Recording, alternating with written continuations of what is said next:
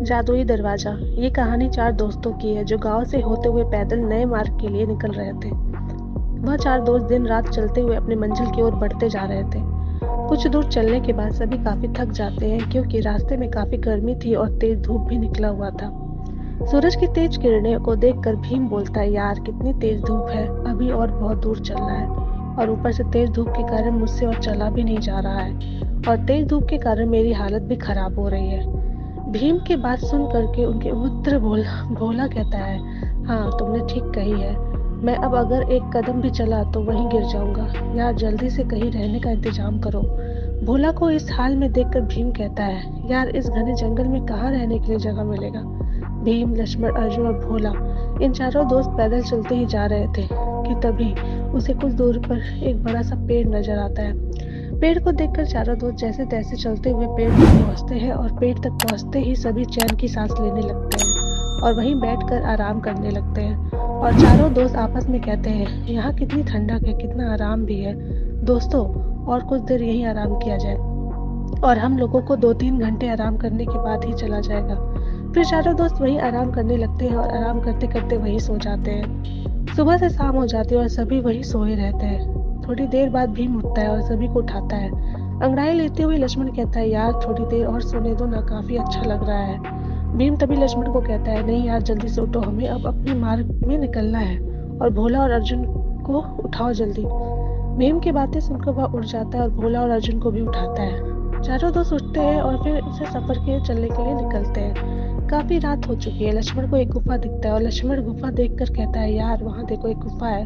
तब भीम जवाब में कहते हैं, गुफा में हमें क्या करना है, हम अपने मार्ग में चलना है क्योंकि हमें जल्दी अपनी मंजिल में पहुंचाना है। तभी गुफा से एक तेज रोशनी आती है और दिखी लक्ष्मण को। रोशनी को देखकर लक्ष्मण कहता है, हमें चलकर एक बार देखना चाहिए अंदर क्या है। उसके बाद सभी दोस्त उस गुफा की ओर चल देते हैं और वहाँ थोड़ी ही देर में सभी अंदर पहुंचते हैं और पहुंचते ही भोला को एक सोने का टुकड़ा जमीन पर गिरा हुआ मिलता है। सोने का टुकड़ा उठाकर भोला कहता है, यार यहाँ देखो एक सोने का टुकड़ा मिला मुझे।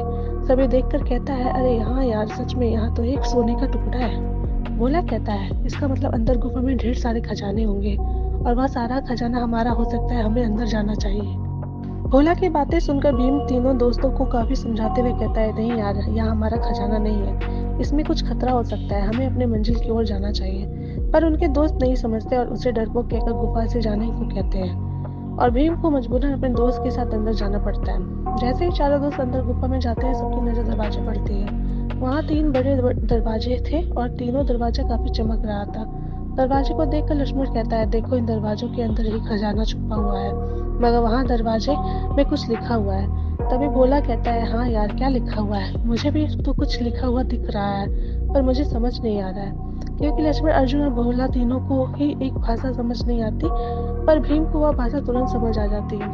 और भीम लिखा हुआ देखकर कहता है, या तो मैं पढ़ सकता हूँ, और मैथिली में लिखा हुआ है। तुरंत ही उसके तीनों दोस्त कहते हैं, पढ़ो तो जल्दी, पढ़कर बताना क्या लिखा हुआ है। हाँ दोस्तों बताता हूँ, इस पर लिखा हुआ है, यह 3 जादुई दरवाजे हैं, आपको तीनों में से एक सही दरवाजा चुनना है। अगर गलत दरवाजा चुना तो आप लोग नरक में चले जाओगे। भीम की बातें सुनकर भोला कहता है, यार तू हमें डरा रहा है। और भीम की बात को नहीं मानते हैं। और तभी अचानक पहला जादुई दरवाजा से आवाज आती है, ऊंची आवाज में, मेरे पास आओ, मेरे पास ढेर सारा खजाना है।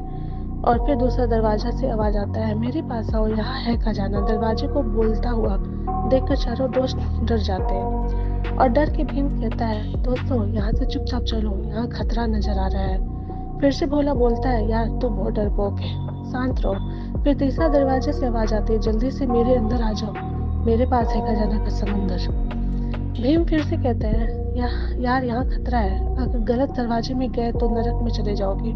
इतनी चेतावनी के बाद भी उसके दोस्त भीम का बात ना सुनकर उस दरवाजे के अंदर चले जाते हैं। भीम बाहर चला जाता है और तीनों दोस्त अंदर ही रहते हैं। भीम सबका बाहर इंतजार करता है। थोड़ी देर बाद गुफा से अचानक तेज रोशनी आती है और फिर तुरंत बंद हो जाती है।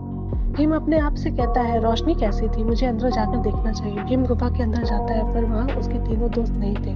तीनों दोस्त गायब हो चुके थे और उस जादुई दरवाजे में बंद हो चुके थे। फिर भीम रोता हुआ कहता है, मैंने समझाया था पर मेरी बात नहीं मानी, इसके कारण ही हम इस नर्क में फंस चुके हैं।